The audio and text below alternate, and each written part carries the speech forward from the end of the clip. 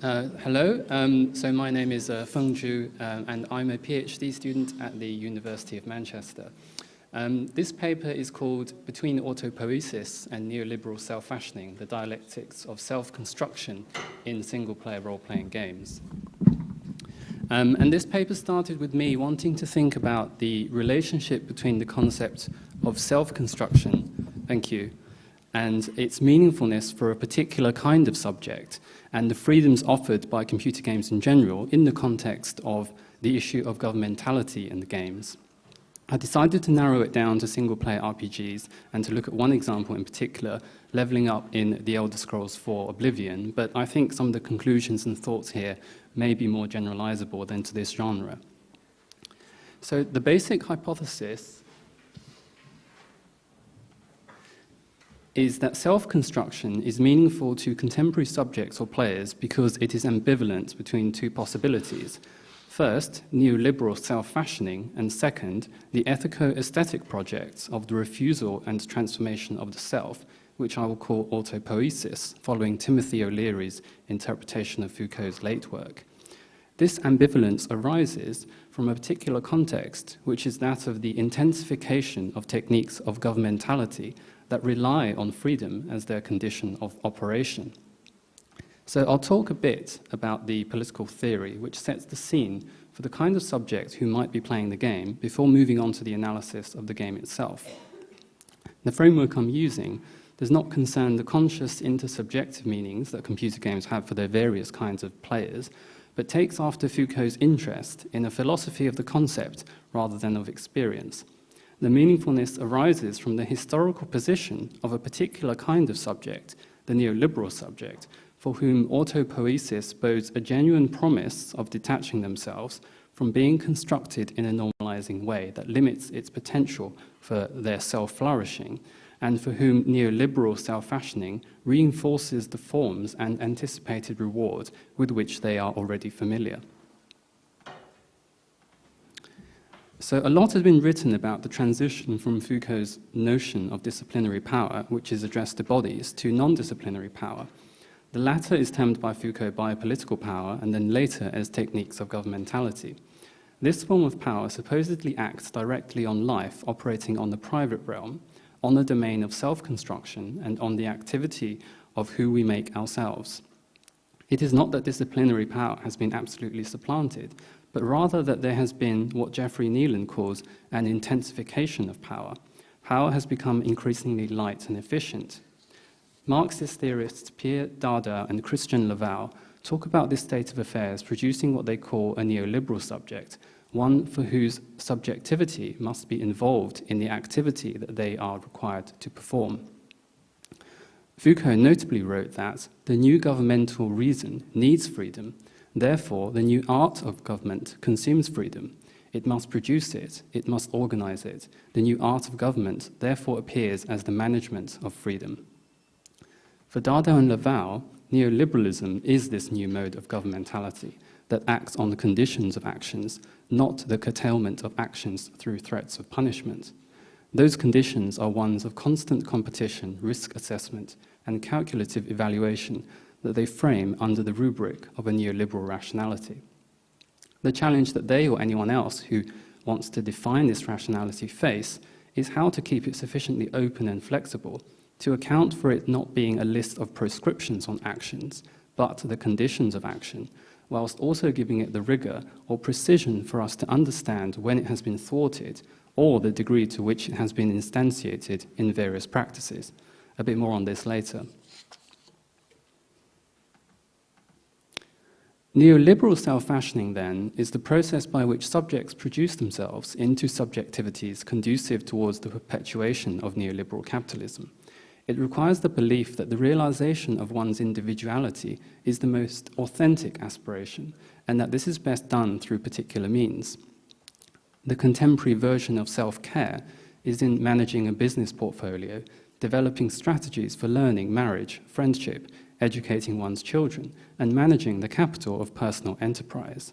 There is then a chain reaction in which enterprising subjects, in turn, reproduce, expand, and reinforce competitive relations amongst themselves through their own voluntary actions. What then of the critique of this kind of construction of subjectivities? For Foucault, the work of thought was to see in advance the danger in everything that was habitual and to render problematic everything that is solid. The ethical task was to refuse the forms of subjectivity that are imposed on us and which we impose on ourselves through a range of power, knowledge, self-practices.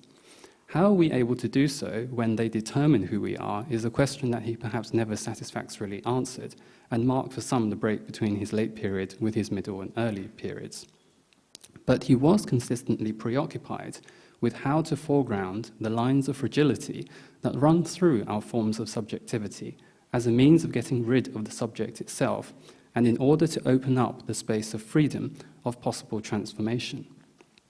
In his later work, he emphasized that the subject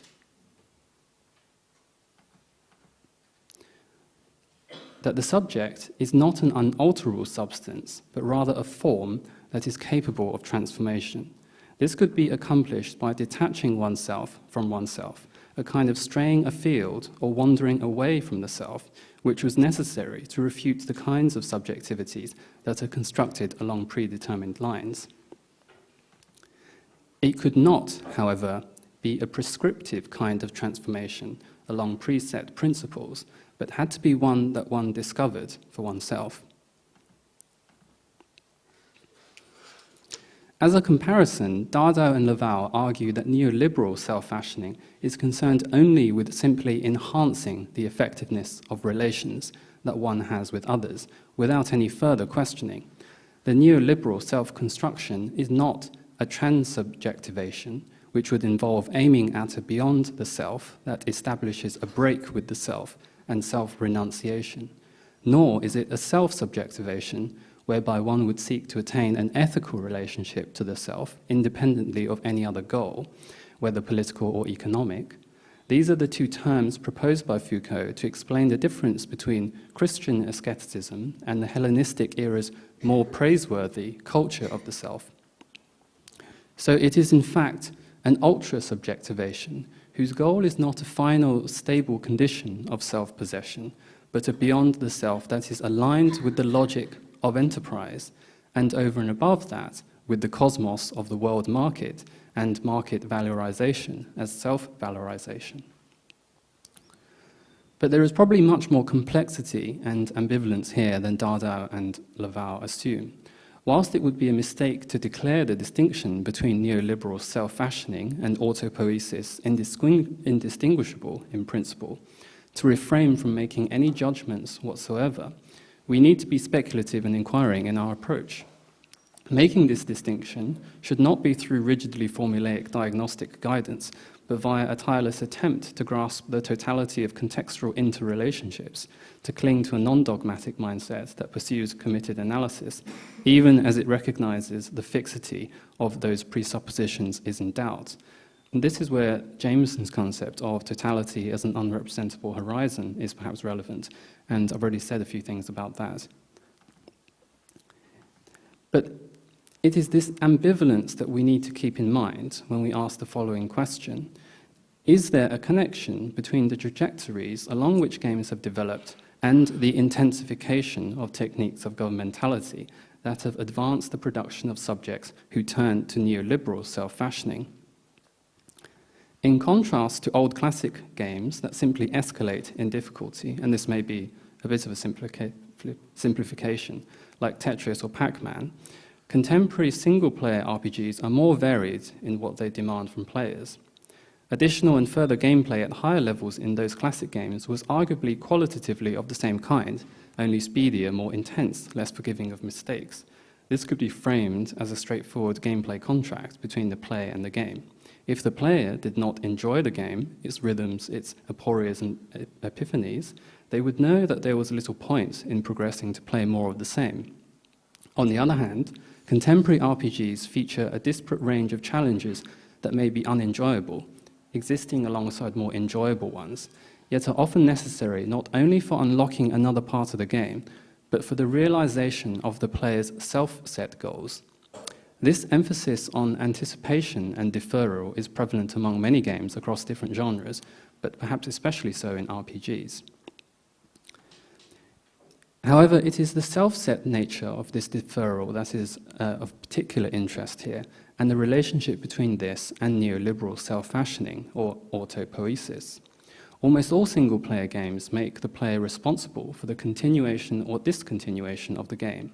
However, my point here is that the gamic compulsion at work in some games arguably relies not so much on the demand for the player to defeat an obstacle or complete a challenge than it does on far less disciplinary means of procedurally gauging success or failure, on the player's assessment of their own play and in accordance with their own expectations and evaluation. And with increasing technological sophistication, there has been perhaps more of a shift in this direction, and that is a change that is far from neutral. It is in this sense that we might discern an accord between the changing landscape of games and the intensification of techniques of governmentality that depend upon freedom, as previously outlined. Olli Leino has identified 3 modes of solitary play with regard to the involvement of the game artifact and the imposition of the gameplay condition, which is the rule-bound condition of possibility shared by all players of the same game. Mere playing, as in a child's free-form play, playing with a single-player computer game, as in free-form play involving a single-player computer game, and playing a single-player computer game. The first activity is not delineated by the gameplay condition. The second may be, but this condition is not, however, enforced anywhere else but in the player's mind. The last of the activities is delineated by the gameplay condition, and the condition is enforced by the materiality of the game artifact. For this paper, I'm interested in the boundaries between the second and third kind of case, between the more free-form playing with a computer game and playing it. Leino states that the second kind of case is enforced only in the player's mind, whereas the third is enforced by the game's materiality. This kind of distinction between the material demands of the game and the psychology of the player finds a very clear trajectory in the study of games and play. So whilst this distinction is very helpful, are there cases, however, in which there is a sense in which the materiality of the game artifact has repercussions for the apparently idiosyncratic playing with that takes place? And this is where I want to consider leveling up in the Elder Scrolls Oblivion, to stand for a kind of practice that takes place in many RPGs and also non-RPG games. In Oblivion, the intricacies of the leveling up system can lead to a variety of player approaches that can be better understood through the lens of the aims that the player sets themselves, and so what they find meaningful, rather than what is strictly required in order to progress the game. I don't want to say too much about the details of leveling up in Oblivion, as it would involve explaining the interrelationship between specializations, major skills, minor skills, and attributes, which would take too long, but it's all in the paper if you're interested. The main point is that I want to jump to is that the player plays as a character who is more proficient in any 7 combination of skills, ranging from archery to sneak to conjuration to heavy armor, out of the total 21 skills. How they level up depends on how often they increase those skills, but there are mechanics that govern how a character's attributes increase per level. Attributes are characteristics like strength, endurance, or intelligence that affect how effective the character's skills are. So a higher intelligence means destruction spells that inflict more damage, for example. But in order to consistently hit the maximum of 3 + 5 attribute increases per level, a considerable amount of forward planning is required. Since skills increase depending on how often you use them, each swing with a bladed weapon that connects, or each cast of a healing spell that heals, potentially needs to be taken into account. Here you can see a table of experience points required for the magic skills. What is called for is a precise measurement of practically every action in order to get the best attribute boost. If this is off, then the player will over-increase some skills and under-increase some other skills, so that when it comes to leveling up time, they do not get the perfectly uniform +3, 3 + 5 attribute boosts. And if they do not, then their long-term plans for how they want to play the game, how difficult enemies will be off. In order to alleviate the requisite tracking required, there are such things as the skill diary mod, which is available to offer assistance. However, it is not the case that every player is forced by the tyranny of the game, as it were, to do all this planning and calculation. Neither the game nor the extensive manual makes these mechanics explicit.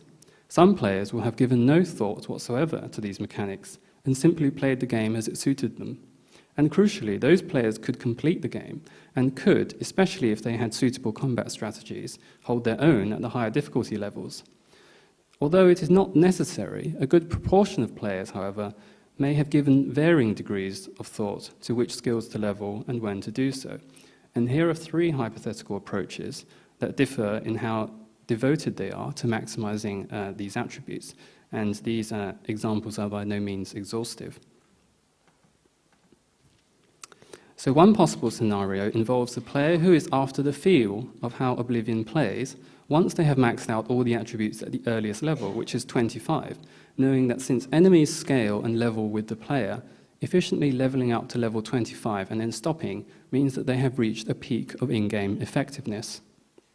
Another is where a player, knowing the chore associated with efficient leveling, aims to give themselves some leeway and reach maximum attributes by level 30. This could also stem from wanting to face comparatively harder opponents than would have been the case at level 25. A third possibility is the player who simply wants to reach the highest level possible by reaching 100 in all their skills. This player has all the time in the world to get their attributes all to 100, and they simply do not care about making the game harder. In fact, they might have set themselves the goal of making the game as difficult as possible, repeatedly going to prison where a character loses skills so that those skills can be relearned and the character can continue to level up without gaining any benefits. In all of these possibilities, though, the motivation obviously varies, but it would be dogmatic to dismiss the view that these goals are somehow influenced by what has been called a pervasive world reason. The first approach is perhaps the most outrightly competitive. The second is more pragmatic. A higher return is sacrificed for a reduction of effort and may evidence a mindset that is accustomed to balancing work with leisure. The third shades into a kind of curiosity that desires to push boundaries and perhaps bodes the most promise, but may be indicative of the sort of entrepreneurial innovation that thinks within broadly the same parameters. So, although I had mentioned earlier that neoliberalism is a mode of governmentality that acts on the conditions of actions rather than curtailing the actions themselves, I want to refrain from the conclusion that neoliberal rationality is naturalized in Oblivion through its possible decisions and approaches, because the very act of making a choice in a game naturalizes a neoliberal approach to decision-making in daily life. To do so seems to preclude the possibility of an outside or excess to the mode of governmentality, because in its broadest incarnation, this kind of analysis is pointing to any possible decision-making, not just decision-making informed by certain instrumental motivations. And this seems overly blunt and is also weak to some other objections, such as the view that the totality is not neoliberal rationality, but the mode of production that contains a variety of counterforces and new tendencies within itself. Alternatively, we could hold that it is not the decisions themselves, but only a certain kind of calculative, evaluative decision-making aimed at increasing one's in-game character's effectiveness that falls foul of neoliberal rationality. That is to say, agreeing with Dardot and Laval that it is possible to distinguish between neoliberal self-fashioning and autopoiesis, or between complicity and resistance. But one problem here is that we have thus far used a Foucauldian model of autopoiesis, in which the only explicit tenet, if there is one, is that nothing can be expressly prescribed in the cultivation of a beautiful style, in the ethico-aesthetic project of fashioning the self as a work of art. If we could have been clear at the outset on what is prescribed and what is proscribed, then it would not have been ultimately necessary to turn to an ethics that invokes the aesthetic, which has the Kantian connotations of there being no definite rules or concepts for producing and judging it. Of course, there is more complexity involved here than this, but Foucauldian autopoiesis does have the advantage of retaining a certain openness or fluidity against the ossification of our judgments. that AAA RPGs cannot be used for self-transformative purposes, for example. But the ethical task to transform ourselves and to cultivate the attitude that is required in order to do so, using whatever materials are at hand, is separate from the evaluation of the capacity of the materials, in this case the games, to assist in that task. It is not that leveling up in Oblivion cannot accomplish this, but the way in which the level up mechanics, conjoined with an implied neoliberal subject, arguably reinforces or brings out the tendency towards ultra-subjectivation. This neoliberal self-fashioning is not the only possible outcome, of course, but it is especially relevant insofar as we envisage the conjunction between the game and a particular kind of contemporary subject who is influenced by the cues in the game in the right way, so that gameplay within particular parameters is fostered. Further, it is only for this kind of subject that the possibility of a wandering away or straying afield has ethico-aesthetic relevance. Otherwise, a player who perceives the processual structure or logic of the game as absurd or alien, for whom there is a disjunction with the game it cues, there is no possibility of such wandering. How are we to go about this evaluation regarding the capacity of the game? And this is a point that I briefly mentioned yesterday. So there's arguably a fault line in the work of Foucault between, on the one hand, highlighting possible lines of flight, the fragility of the present and the impermanence of the status quo. And this is what he gets at in his work on self-transformation. And on the other, there is a desire to cultivate a hyper-vigilant pessimism and sensitivity to the potential danger in all things.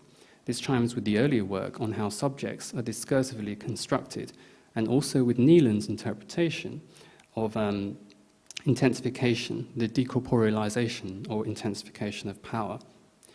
We can prioritize the dangers inherent in the neoliberal rationality embedded in Foucault, and we can also highlight its lines of fragility. The exact interaction between these critical perspectives in the case of single-player RPGs warrants further thought, as does the nature of the conjunction between the player engaged in the ethical task and the game that hinders or facilitates this. Thank you.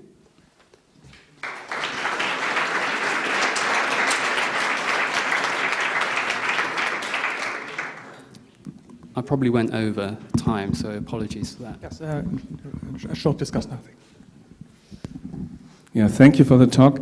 I'm a bit puzzled about the notion of autopoiesis you used. I mean, autopoiesis has a very precise meaning in systems theory, in biological systems by Maturana Varela, in social systems by Niklas Luhmann, and you somehow linked it to Foucault. And maybe it's just me, but I was expecting some Luhmann, Maturana, some systems theoretic analysis. Can you illuminate the connection to Foucault and what exactly is a Foucaultian autopoiesis? Because I didn't get it. No, I'm afraid you can't expect any of that from me. Autopoiesis is based on a certain interpretation of Foucault's work that comes from Timothy O'Leary, and Foucault's interest in self-transformation. So in the paper, which I've written, there's some stuff about how it's not Guattari's idea of autopoiesis, for example, which is also very interesting, and it's not something I'm delving into. So basically, Foucault's idea of self-transformative practice, I think, is very deeply rooted in his political and ethical project, which is how, if we are unable to stipulate a kind of ideal or autonomous or universalizing subject position, which is exactly all the things that he was against for. If we have this project mainly of preventing power from solidifying into domination, which is when other possibilities and forms of change are precluded. So if this project, which has seemingly very little positive content, about it, what do we make of it? What do we put at its core? And so self-transformation based on no guiding principles whatsoever, but on what the subject finds for themselves, is I think, at the core of what he means by self-transformative practices. And so it's a very non-committal idea. And in some ways, it's quite problematic, but that's a much longer conversation in terms of the limitations of his philosophy. But it's interesting in the sense that he is someone who has, as it were, kind of gone very far in terms of repudiating any kind of foundation upon which we can build a project. And this is a project based on a kind of negation, as it were. So that it's easy to see how this idea of self-transformation then flows from that idea and what can be done with it. Does that answer your question? Well, it seems to be an unrelated definition of autopoiesis, but yes. You should be aware that there is a certain meaning of this word in systems theory, and if you put on autopoiesis, you should maybe explain that it's different. Yeah, but you also have to consider you're speaking from a very German context, and it's not. No, much rather Maria, but not German. No, yeah, but the systems theory and the centrality of this concept in systems theory and all these things. Maybe it's not that. It's not that German. I wouldn't say it's German, but Yeah, perhaps I should have made it clearer, but I was just aware that it was quite a lot of material to get through in the time.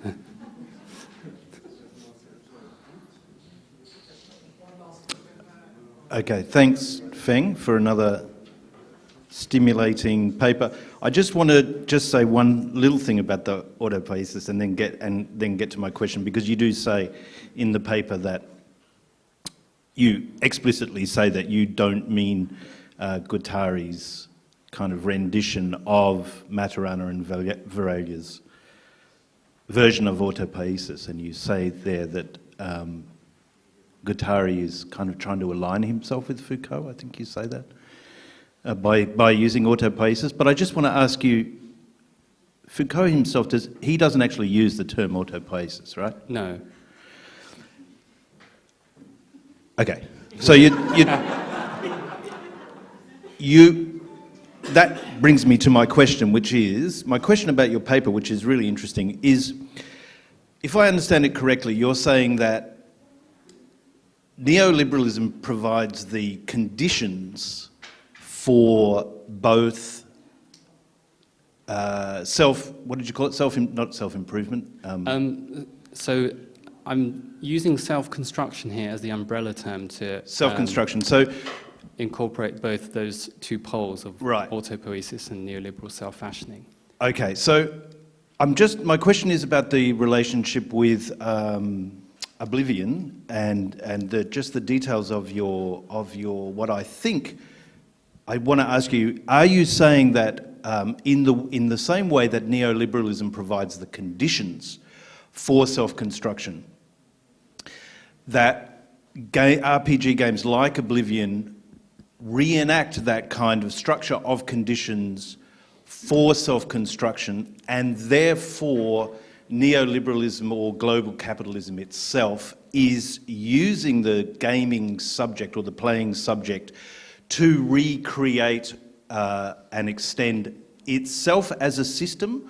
Or are you saying that an RPG game like Oblivion is like a microcosm of that entire process, in which it's possible that the playing subject may in fact actualize themselves in a perhaps, or may resist? Does that make sense, the question?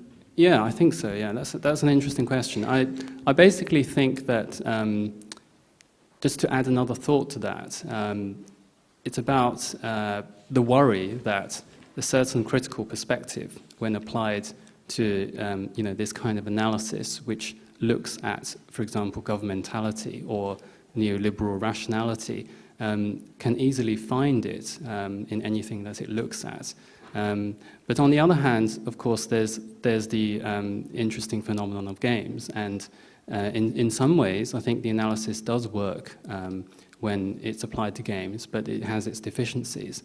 And so the project, as it were, is to kind of think about where those strengths and limitations lie.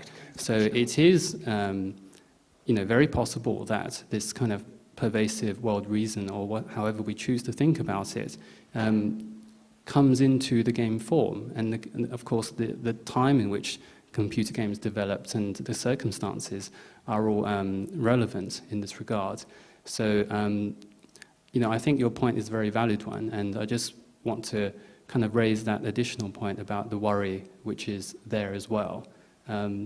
Is that helpful? Yeah, it certainly is. But I just wonder if, in fact, Guattari's kind of concept of autopoiesis that explicitly draws on that around this concept would not, in fact, be helpful for you in trying to answer that question, because of this idea of the player and the machine, or the player and the game, and these kind of assemblages entering into a kind of an autopoietic assemblage, that Guattari might call it, and that is kind of sort of in concentric sort of circles reflected outwards to the entire neoliberal project itself, in terms of reproducing itself and reproducing subjects who then play these kind of autopoietic games in assemblages with the very machines that, and so on and so forth. I think that could be actually a very useful concept to pursue this further.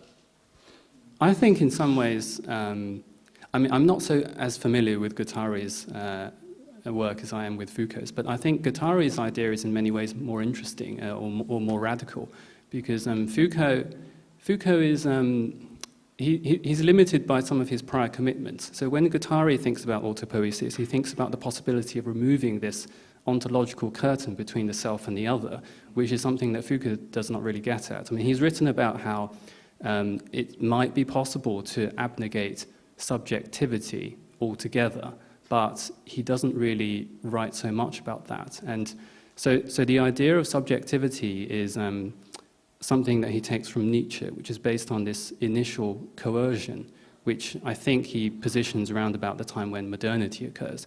So this initial coercion then forces the kind of the flux or whatever it was that existed prior to subjectivity to come together and form this unified self, this subjectivity. And so when Guattari talks about removing, the curtain between this kind of individualizing understanding of difference between self and other, then this is something that Foucault has not really thought was possible. And others have dealt with this idea as well. So, Lukács is interesting in that he compares this Homeric pre-subjective subjectivity, as it were, that exists in the world of authentic telic, ready-to-hand meaning, where everything is just clear and the meaning of everything is apparent, to the kind of alienated, individualized subjectivity that occurs later on. But people think that this is a kind of regression to that, or an attempt to regress to that would result in something which is far worse. So Adorno thinks it would be a regression to this brutal, barbaric state, and that we can only use subjectivity to try and inflect or undermine subjectivity itself. So that's a much kind of broader conversation, I think, between the advantages of Guattari's approach and Foucault's approach, and what that leads to. Okay, thank you very much for the last talk in this Thank you. session.